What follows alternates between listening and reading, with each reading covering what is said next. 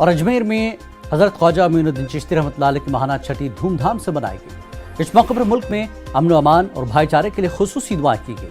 اس موقع پر انجمن سید زادگان کے صدر سید غلام کبریائی نے ملک کے موجودہ صورتحال پر تشویش کا اظہار کیا۔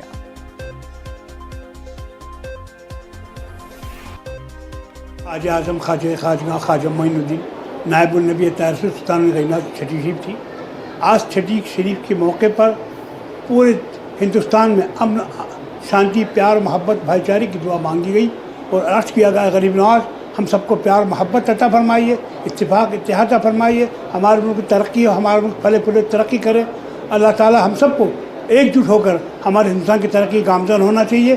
ہم سب کو تمام چیزوں کو بھلا کر کے صرف اور صرف امن و چین کے پر کام کرنا چاہیے۔ ہر ہندو، مسلمان، سکھ، عیسائی، بدھ، جین سب کو مل کر اپنے مذہب کے طریقے سے دعا کرنا چاہیے۔ اللہ تعالیٰ جو برا وقت ہے ہمارے ملک میں ہے اس کو ٹال دے اور پیار محبت کا جو